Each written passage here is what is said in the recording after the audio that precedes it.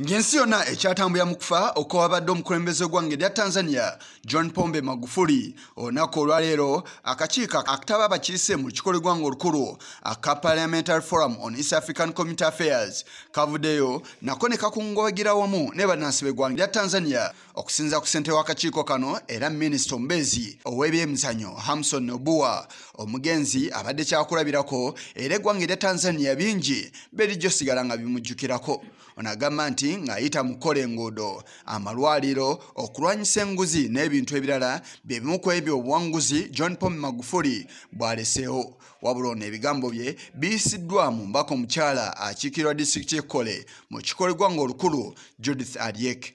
Corruption in Tanzania, and now Tanzania is feeling well by doing so many things that could have not been done if he had not fought corruption. Magufuli did a lot in improving the health facilities in Tanzania, and also he has been supporting sports. Mu bufuwe bumu omubaka akiikirira Bukanga mu lukiiko lw'eggwanga olukulu nga kino ekitundu kisalagana n'eggwanga erya Tanzania Stephen Lwakanuma naye atendereza omugenzi n'ategeeza nga bwe yali ayagala eggwanga lye era nti kino kyandibadde kyakuyiga nnyo eri abantu bonna. Ono agamba nti omugenzi yayogeranga kimu bibiri wabula ng'ewaka mu ggwanga erya Tanzania talekaayo kijjukiza bannansi. Was too patriotic, a real Pan-Africanist. The person who loved Tanzania, the person who loved East Africa, the person who had Africa at heart. When you talk about Magufuli, you could easily see Africa.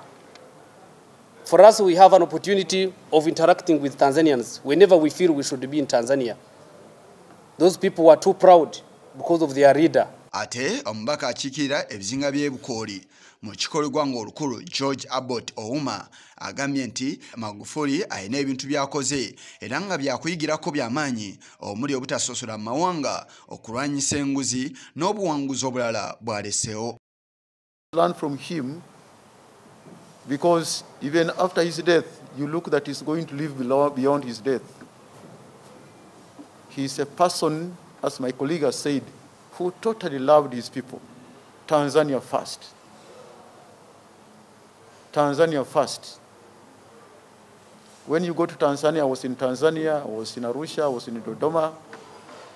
You are seeing a country that is united. Ngona Hassa Francis Barnabas ngona akiikirira abantu ba Kabweri mu lukiiko lwe lumu olw'eggwanga olukulu alambise enteekateeka ez'enjawulo Magufuli ze yayitamu okulaba ng'ataakiriza eggwanga lye erya Tanzania obuwumbi n'obuwumbi bw'ensimbi omuli okukendeza ku nsimbi eziteekebwa mu mikolo emikulu egiteekebwa eggwanga. Si kye kyokka wabula n'ensimbi ezisasulwa abakozi ba gavumenti nazo zaakendezebwako nnyo era omugenzi yasobola okulondoola obuweereza okutuukira ddala ku muntu asembayo. Kendeeza omusaala gwe okuva ku $1.1.5 n'aziza ku 4,000 buli mwezi.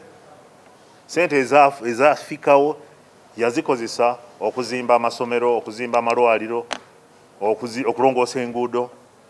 Yalina kwembe yakendeeza ebyentambula. Wano nzijukira president yayogerako n'abakulembeze mu parliament agamba nti naye mukola ki okugenda nga mwetooloola ensi. Yakyogerako bwogezi teyakikyusa. Ndowooza waliwo kye tuyita separation of powers. Magufuli ebintu yali abikolanga president wa Tanzania. Yayimiriza entambula z'ababaka. Wabula takomyoko alina obubaka obw'enjawulo bw'aweereza abantu abali ku ludda olwabula gavumenti. Kiraga nti bw'obeera ku opposition oteekwa okuvumirira emyaka 5 gya Tanzania. Really, abaddeko mu Tanzania mumanyi ebirungi omusajja oyo byakoledde Tanzania. N'olwekyo nze nga member wa opposition mu parliament eno egenda okuggwako mu May, ndowooza nti twandibadde tulaba amazima. Ekirungi tuyise ekirungi, ekibi tuyise ekibi. Kati tulina problem. Tulina NRM, tulina independent, tulina NUP. Abali mu bukulembeze mulabe ekirungi abaana bano kye balina, abaana b'obukofiira. Abaana b'obukofiira mulabe ekirungi gavumenti kyekoze bwe kiba weekiri. Omugenzi John Pombe Magufuli yafiira ku myaka 61 yafa sabbiiti ewedde wabula yafa kirwadde kya mutima ne buli kati eggwanga erya Tanzania likyagenda maaso n'okumukungubagira era nga bamutambuza mu bitundu by'eggwanga ebitali bimu.